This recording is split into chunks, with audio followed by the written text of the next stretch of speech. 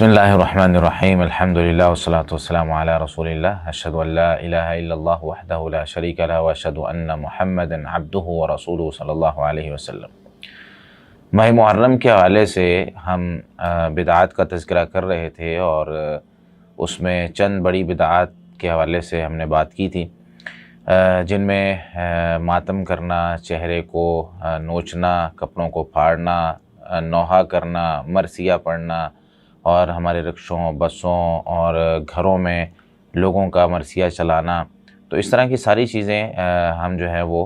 ذکر کر چکے ہیں، اور ان کے دلائل قرآن و سنت سے اور انہی کی کتابوں سے جو کہ ایسا کرتے ہیں، اور یہ بات جس میں ثابت کی گئی ہے کہ یہ سب کچھ غلط ہے۔ آج ہم چند چھوٹی بدعات تو کوئی بھی چھوٹی نہیں ہوتی، لیکن یہ جو بدعات میں نے پہلے ذکر کی ہیں ان کے مقابلے میں چھوٹی ہیں، تو یہ بدعات جو ہے وہ ہم ذکر کرتے ہیں اور اس کے کچھ علماء کرام سے سوالات کرتے ہیں، یعنی ان کی کتابیں پڑھتے ہیں، تو ہمیں پتہ چلتا ہے کہ ایسا کوئی بھی عمل قرآن و سنت سے ثابت نہیں ہے جو ہمارے معاشرے میں مسلمانوں میں عام ہوتا جا رہا ہے۔ سب سے پہلے ہے کہ اس مہینے کو لوگ سوگ کا مہینہ سمجھتے ہیں، اور سوگ کے حوالے سے بھی میں بات کر چکا ہوں کہ 3 دن سے زیادہ کسی بھی شخص پر، چاہے وہ بیٹا ہو، باپ ہو، اس پر سوگ نہیں منایا جاتا سوائے بیوی کا خاوند پر، تو وہ 4 مہینے 10 دن تک منا سکتی ہے۔ کچھ لوگ اس مہینے میں نہ نیا لباس پہنتے ہیں، نہ سلواتے ہیں، اور کچھ لوگ کپڑے الٹے کر کے پہنتے ہیں۔ ان کا نظریہ یہ ہوتا ہے کہ ہمارے پاس پرانا لباس نہیں ہے، لیکن ہم یہ الٹے کر کے پہنیں گے تو اس سے یہ پرانا لگے گا، اور اس کے دھاگے وغیرہ کچھ نکلے ہوئے ہوں گے، تو جس سے جو ہے نا انسان فقیر نظر آئے گا۔ تو ایک ماتم والا اور ایک اس طرح کا نظریہ جو لوگوں کا پایا جاتا ہے۔ پھر کچھ لوگ اپنے بستروں کی چادریں الٹی کر کے بچھاتے ہیں، نہ جانے اس میں کیا حکمت ہے کہ وہ الٹی کر کے چادریں بچھاتے ہیں، حالانکہ اسلام میں ایسا کوئی عمل ثابت نہیں ہے۔ کچھ لوگ چارپائیاں اپنی الٹی کر کے بچھا دیتے ہیں 10 محرم والے دن، ایسا بھی کوئی عمل جو ہے وہ ثابت نہیں ہے۔ اسی طریقے سے کچھ لوگ اس مہینے میں واقعہ کربلا کو بڑے مبالغے اور رقت آمیزی سے بیان کرتے ہیں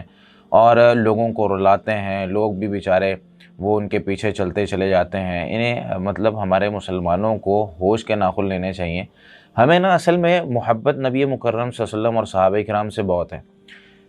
اس محبت کا لوگ غلط فائدہ اٹھاتے ہیں۔ ہم محبت میں یہ نہیں دیکھتے، یا ہمیں سکھایا نہیں جاتا کہ بھائی ہر بندے کی عزت اور احترام تو کرنا ہے آپ نے، لیکن اس سے دلیل کا مطالبہ کرنا ہے۔ یعنی کوئی بھی شخص ہمیں کوئی عمل بتاتا ہے تو یہ نہیں ہوتا کہ اگر کسی نے کوئی عمل بتا دیا ہے تو ہم چپ کر کے آنکھیں بند کر کے کر لیں، اور فیس بک پہ کوئی حدیث آ گئی، اس کے آگے پیچھے لکھا ہوا تھا کہ رسول اللہ صلی اللہ علیہ وسلم نے یہ ارشاد فرمایا اور یہ اس کا حوالہ ہے، تو ہم اس کو دھڑا دھڑ شیئر کرتے جائیں۔ نہیں، بہت سے لوگ وہ اسلام کا لبادہ اوڑھ کر مسلمانوں کو گمراہ کرنے کی کوشش کرتے ہیں، اور ہمارے مسلمان نبی مکرم صلی اللہ علیہ وسلم کے نام سے ان کو ایک بس میں کوئی شخص چڑھتا ہے اور کہتا ہے جی یہ وہ سرما ہے جو نبی مکرم صلی اللہ علیہ وسلم استعمال کیا کرتے تھے، ہمارے مسلمان دھڑ دھڑ لینے لگتے ہیں۔ یہ وہ تلوار ہے جو رسول اللہ صلی اللہ علیہ وسلم استعمال کرتے تھے، لوگ فیس بک پہ اس کو دھڑا دھڑ جو ہے وہ شیئر کر رہے ہوتے ہیں۔ یہ وہ چپل ہے یا جوتا ہے جو نبی مکرم صلی اللہ علیہ وسلم پہنتے تھے، یہ وہ برتن ہے یا نبی مکرم صلی اللہ علیہ وسلم کی یہ بال ہے، لوگ جو ہے نا دھڑا دھڑ اس کو شیئر کر رہے ہوتے ہیں۔ یہ مشین جو ہے وہ خدیجہ رضی اللہ تعالیٰ عنہ کی سلائی مشین ہے۔ عجیب سی باتیں لوگ جو ہیں وہ شیئر کر رہے ہوتے ہیں۔ کبھی ہم نے جو ہے وہ ان چیزوں کی تحقیق کرنے کی کوشش نہیں کی۔ بھائی اس وقت کی کوئی بھی چیز اب باقی نہیں ہے، اس پر تحقیق کی ہے ایک ڈاکٹر نے ایک یونیورسٹی کے اندر، اور انہوں نے جہاں جہاں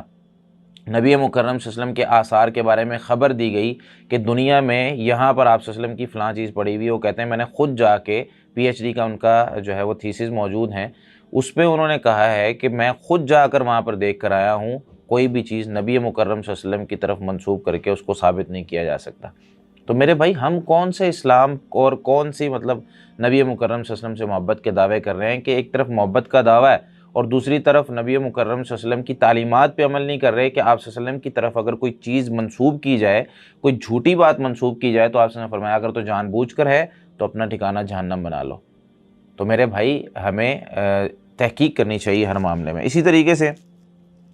سیدنا حسین رضی اللہ تعالیٰ عنہ کے جو واقعہ ہے اس کو بیان کرتے ہوئے دوسرے صحابہ کرام پر تنقید اور علماء کرام پہ تنقید کی جاتی ہے، اور کئی دفعہ ان کو جو ہے وہ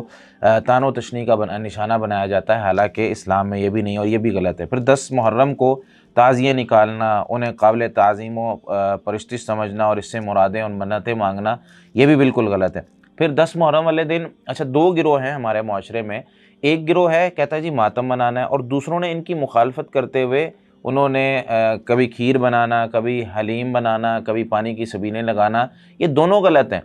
حالانکہ نبی صلی اللہ علیہ وسلم 10 محرم کو روزہ رکھا کرتے تھے، ہمیں آپ صلی اللہ علیہ وسلم کی تعلیمات پر عمل کرنا ہے، تو یہاں ہم نے ایک بدعت کو ختم کرنے کے لیے دوسری بدعت ایجاد کر لی، اور ہم کیا کرتے ہیں جی پانی کی سبیلیں لگا رہے ہیں، اپنے بچوں کو ہرے رنگ کے کپڑے پہنا رہے ہیں، جی یہ حسین رضی اللہ تعالیٰ عنہ کا منگتا ہے۔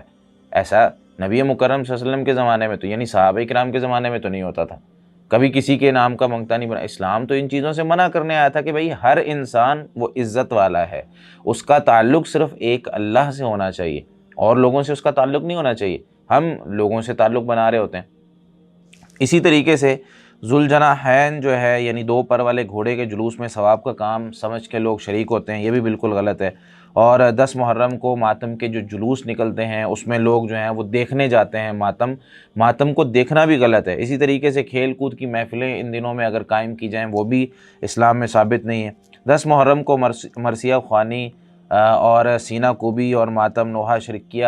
الفاظ ادا کرنا ان ماتم اور نوحے کی مجالس میں، یہ ساری چیزیں غلط ہیں۔ اسی طریقے سے 10 محرم کو اظہار غم کی خاطر زیب و زینت چھوڑ دینا اور عمدہ لباس کو چھوڑ دینا، خاص طور پہ خواتین کا ننگے سر باہر نکلنا اور ننگے قدم باہر نکلنا اور سارا دن ننگے بدن رہنا، اور 10 محرم کو سیدنا حسین رضی اللہ تعالیٰ عنہ کی نظر و نیاز اور ان کے نام پر کھانا تقسیم کرنا، یہ ساری چیزیں غلط ہیں۔ اللہ تعالیٰ تو فرماتے ہیں سورۃ المائدہ کی آیت نمبر 3 میں،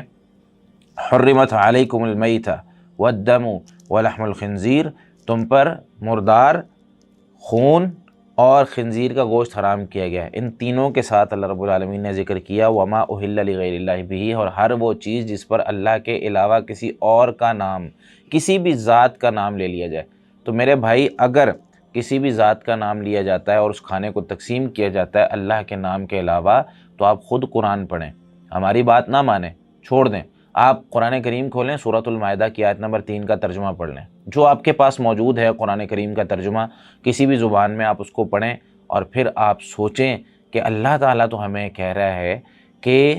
کسی بھی شخص کا یا کسی بھی بزرگ کا، کسی بھی نبی اور ولی کا کھانا تقسیم نہیں کرنا چاہیے، اور ہم جو ہیں وہ اس دن میں کھانا تقسیم کر رہے ہوتے ہیں۔ کھانا کھلانا سب سے بڑی نیکی ہے، ہم کھانا کھلانے سے نہیں روک رہے۔ کئی لوگ پھر یہ دلائل دینے لگتے ہیں، لو جی مولوی صاحب اب آپ کھانا کھلانے سے بھی روکیں گے؟ کھانا کھلانا نیکی ہے اور بہت بڑی نیکی ہے، کھانا کھلائیں، لیکن کس کے نام کا؟ جس اللہ نے رزق دیا ہے، جس اللہ نے کھانا دیا اس کے نام کا کھانا کھلائیں، اپنے کھانے کو برباد نہ کریں۔ ایسا نہ ہو کہ آپ ثواب کی نیت میں دھوپ میں بھی کھڑے ہوں، پیسہ بھی لگائیں، اپنا وقت بھی لگائیں، اپنی صحت بھی لگائیں، اور لوگوں کو پانی بھی پلائیں، سبیلیں بھی لگائیں، اور بعد میں وہ ثواب کے بجائے ہمارے نامہ اعمال میں گناہ لکھا جائے۔ اس کے بارے میں سوچیں۔ اسی طریقے سے صحیح مسلم میں 1978 نمبر روایت ہے، اس میں رسول اللہ صلی اللہ علیہ وسلم نے ارشاد فرمایا، لعن اللہ من ذبح لغیر اللہ، اللہ اس شخص پر لعنت کرے جس نے اللہ کے علاوہ کسی اور کے لیے ذبح کیا۔ اس دن میں کتنے جانور ذبح کیے جاتے ہیں، کبھی بریانی بنانے کے لیے، کبھی جو ہے وہ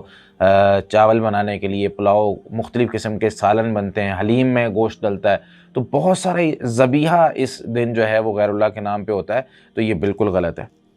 علماء کرام نے تو لکھا ہے، جس طرح شیخ الاسلام ابن تیمیہ اور شیخ الاسلام اس طرح ابن القیم رحمۃ اللہ علیہ نے اپنی کتابوں میں مطالب اولی النہیٰ اور منح الجلیل جلد نمبر 1 صفحہ 345 پر،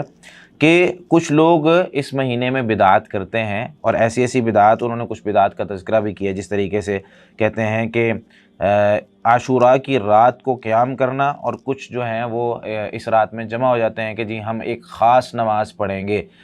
اگر تو کوئی شخص، ابن القیم رحمۃ اللہ نے لکھا ہے کہ اگر تو کوئی شخص پہلے بھی ہر رات تہجد پڑھتا ہے تو ٹھیک ہے، وگرنہ اس رات کو خاص تہجد کے لیے خاص کرنا یہ بھی بدعت ہے۔ اسی طریقے سے حافظ ابن رجب رحمۃ اللہ علیہ لطائف المعارف میں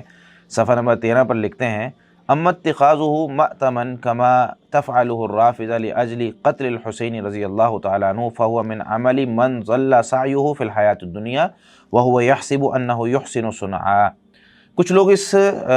دن میں ماتم کرتے ہیں اور وہ یہ سمجھتے ہیں کہ سیدنا حسین رضی اللہ تعالیٰ عنہ کیونکہ اس دن انہیں شہید کیا گیا تھا، اس وجہ سے وہ ان کا غم مناتے ہیں۔ میرے بھائی سب سے پہلے یہ بات یاد ہے، بلکہ پہلے ان کی پوری بات سن لیتے ہیں۔ کہتے ہیں یہ ہر اس شخص کا عمل ہے، یعنی یہ ماتم کرنا کسی کی شہادت میں،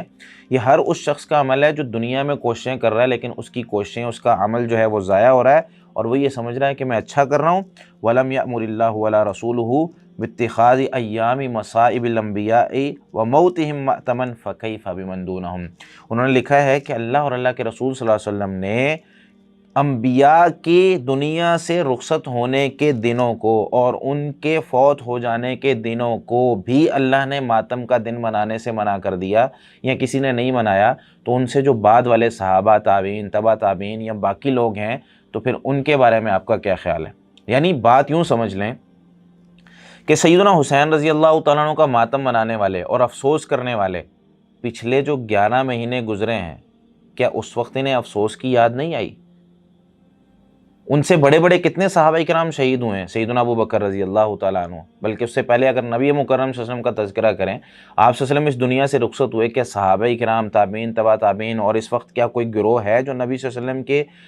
رخصت ہونے یعنی دنیا سے جانے کے دن کو ماتم منا کے اور جو ہے وہ رونے والا منہ بنا کے بیٹھا ہوا ہو اور سارا؟ کیونکہ یہ اسلامی تعلیمات نہیں ہے نا۔ اگر تو اسلامی تعلیمات ہوں تو پھر تو صحابہ کرام ہمیں کر کے دکھا دیتے۔ صحابہ کرام نے نبی مکرم صلی اللہ علیہ وسلم کا، بھائی سوگ صرف 3 دن ہوتا ہے، زیادہ سے زیادہ آپ 3 دن منائیں، اس کے بعد ختم ہوتا ہے۔ حسین رضی اللہ تعالیٰ عنہ سے محبت ہمیں بھی ہے، لیکن ان کے نام پر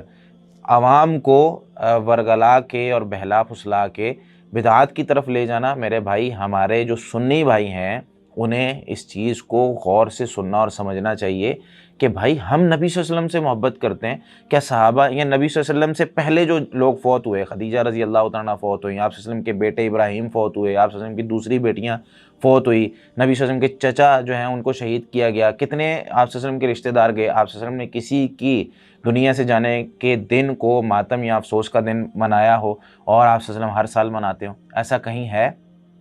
تو میرے بھائی پھر ہم کون سی دنیا میں جی رہے اور کون سی بدعات کا، یعنی کون سی اپنے آپ کو مسلمان کہتے ہوئے سنت کا سہارا لے رہے ہیں؟ ہمیں ہوش کے ناخن لینے چاہیے۔ اللہ تعالی ہمیں صحیح معنوں میں نبی مکرم صلی اللہ علیہ وسلم سے محبت کرنے کی توفیق عطا فرمائے۔ جزاکم اللہ خیرا۔